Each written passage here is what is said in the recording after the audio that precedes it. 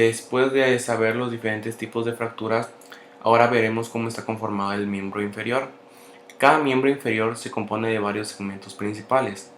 La cintura pelviana o pelvis es un anillo óseo que está formado por el hueso sacro en la región posterior y los huesos coxales derecho e izquierdo.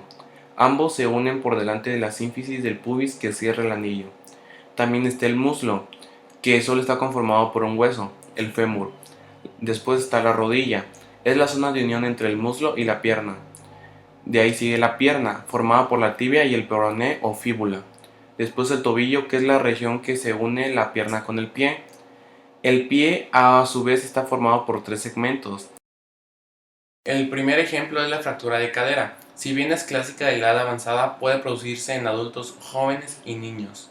Muchas veces la fractura es terminal en ancianos que no sobreviven a todas las contingencias de una larga invalidez o de las complicaciones que pueden aparecer.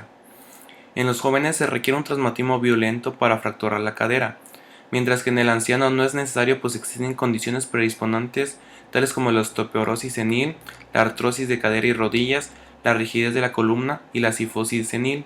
En estos casos se produce un punto de menor resistencia en el extremo superior del fémur y movimientos torpes, especialmente de rotación y traslado del centro de gravedad hacia adelante, respectivamente.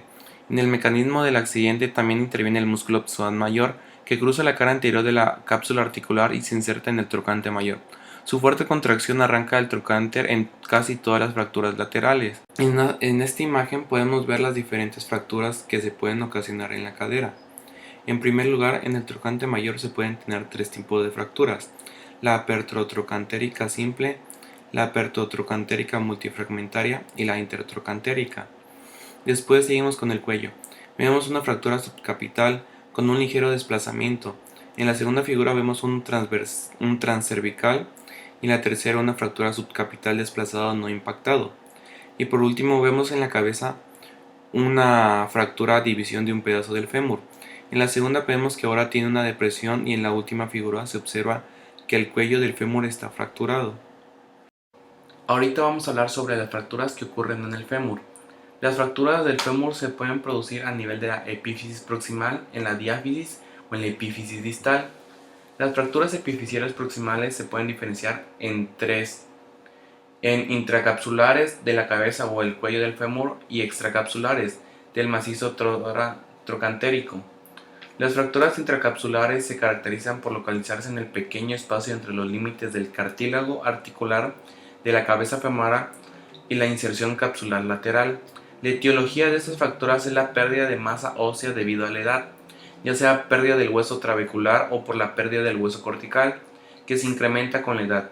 Habitualmente se asocia el antecedente próximo de una caída o de un traumatismo directo. En las fracturas desplazadas, el paciente refiere el dolor intenso a nivel de la cadera, que aumenta con los movimientos. El miembro inferior afectado está acordado y en rotación lateral y ligera abducción. En las fracturas sin desplazamiento, los signos clínicos son menos evidentes y el paciente incluso puede caminar. Las fracturas extracapsulares son las que afectan la región trocantérica del epífisis proximal del fémur. Esta región presenta una rica vascularización por sus inserciones musculares y la abundancia de tejido esponjoso, por lo que son excepcionales complicaciones isquémicas y de consolidación. Clínicamente se manifiestan por dolor, acortamiento y rotación lateral del miembro afectado. Las fracturas diafisiarias del fémur son las que se encuentran en la región que se extiende desde el trocánter menor hasta la metáfisis distal del fémur. Generalmente son ocasionados por traumatismo de alta energía como los accidentes de tránsito.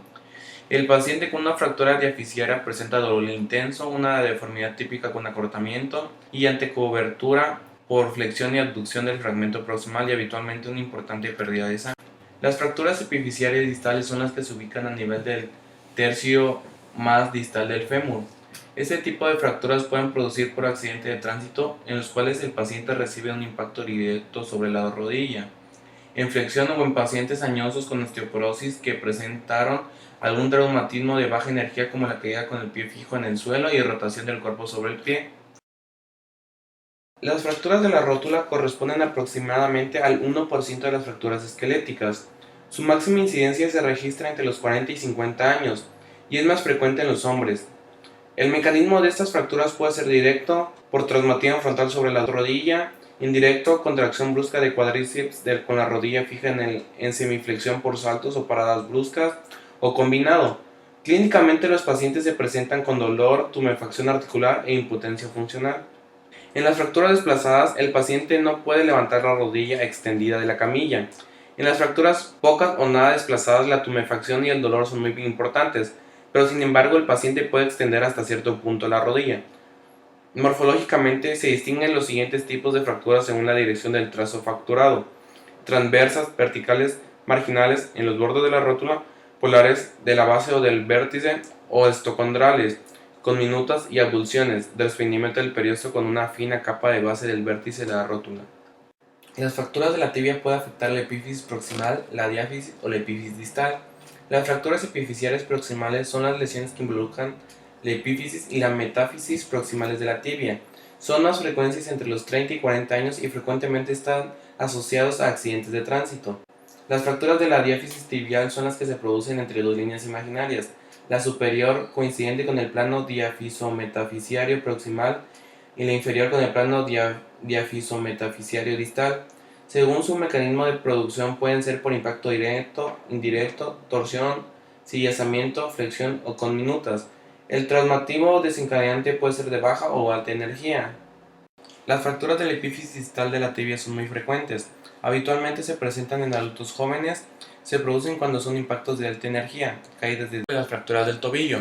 Se describen tres tipos de fracturas en los tobillos: las fracturas infrasindesmales, las fracturas transindesmales, las suprasindesmales. Las fracturas malleolares con la lesión del peroné distal a los dismosis son las infrasindesmales. Las fracturas malleolares con lesión del peroné a la altura de la sindesmosis son las fracturas transindesmales. Las fracturas del astrágalo son poco frecuentes. Según su localización pueden ser de la cabeza o del cuello del astrágalo. Las fracturas de la cabeza generalmente son producidas por compresión a través del eje medial del pie por una caída con el pie en flexión plantar o flexión dorsal con compresión de la cabeza del astrágalo con la porción anteroinferior de la tibia. El cuello es la porción más frágil del astrágalo. Allí las fracturas se producen por dorsiflexión extrema del pie asociado a la inversión o eversión de este. La fractura del calcáneo es la fractura más frecuente del tarso. Se clasifican en extraarticulares e infraarticulares. Las primeras habitualmente son de buen pronóstico y según su localización se dividen en fracturas del cuerpo, del extremo anterior, de la tuberosidad o del sustentáculo del astrágalo. Las fracturas intraarticulares se producen por el sillazamiento desencadenado por dos fuerzas opuestas: el peso del cuerpo transmitido por el astrágalo y la resistencia del suelo transmitida por la tuberosidad calcánea. Clínicamente se manifiestan por la tumefacción con falta de relieves del talón, la laxitud del tendón calcáneo y la debilidad de la flexión plantar.